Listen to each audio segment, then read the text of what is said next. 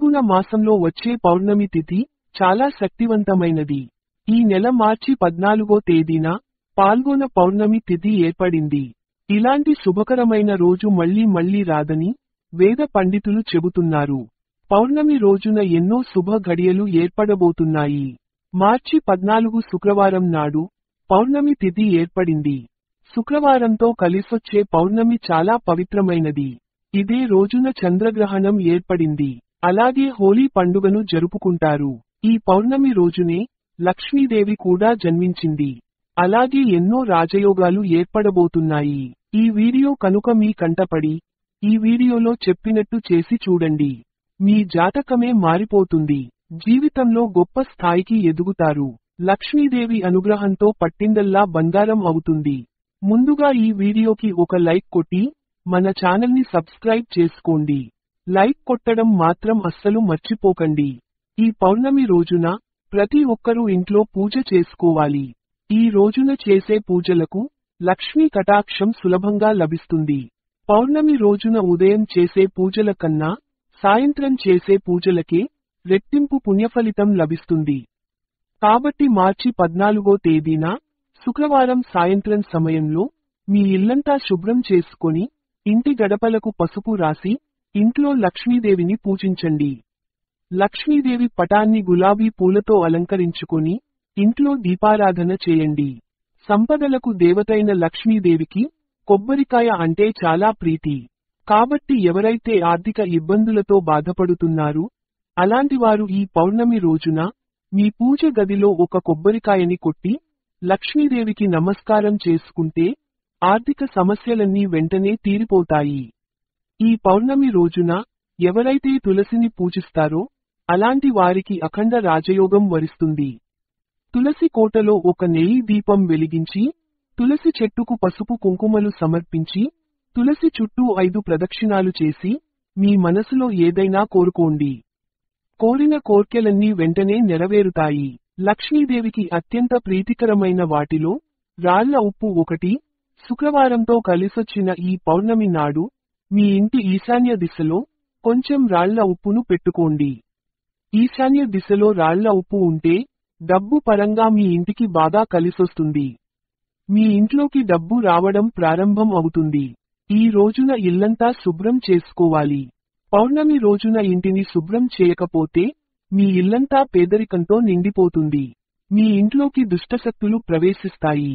కాబట్టి ప్రతి ఒక్కరూ ఈ పౌర్ణమి రోజున ఇల్లంతా శుభ్రం చేసుకుని ఇంట్లో పసుపు నీళ్లు చిలకరించుకోండి.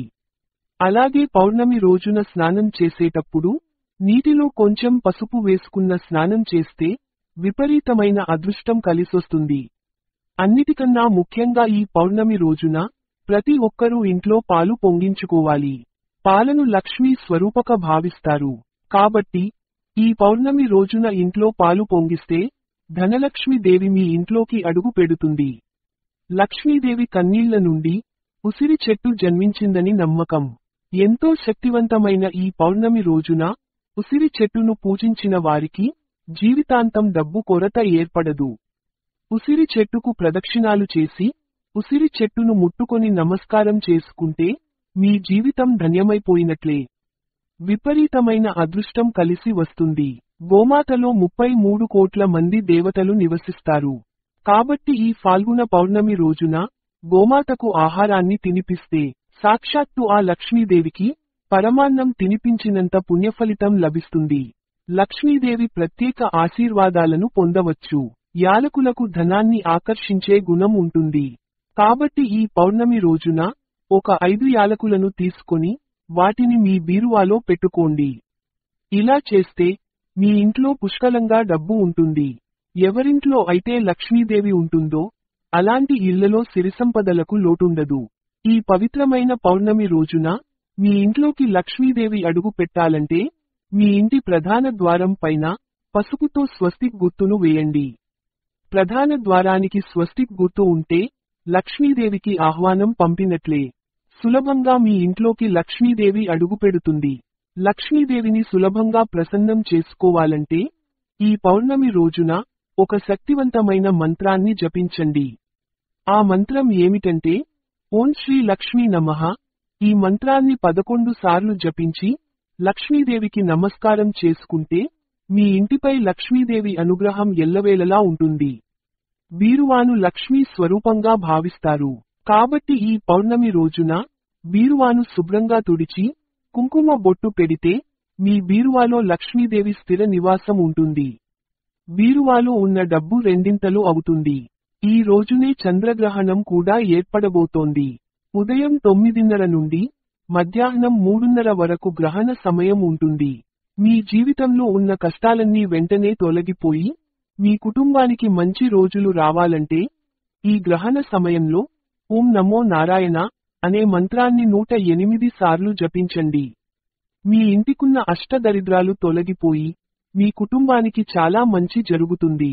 అలాగే అనారోగ్య సమస్యలతో బాధపడుతున్న వారు ఈ గ్రహణ సమయంలో మహామృత్యుంజయ మంత్రాన్ని జపిస్తే అనారోగ్య సమస్యలన్నీ వెంటనే తొలగిపోతాయి. తాబేలును విష్ణు స్వరూపంగా భావిస్తారు.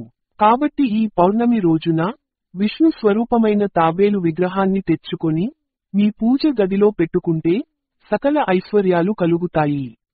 విష్ణుదేవుడు ఉన్న చోట లక్ష్మీదేవి కూడా కొలువై ఉంటుంది.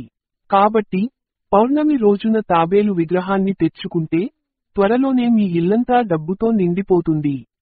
మీ ఇంట్లో లక్ష్మీదేవి తాండవిస్తుంది.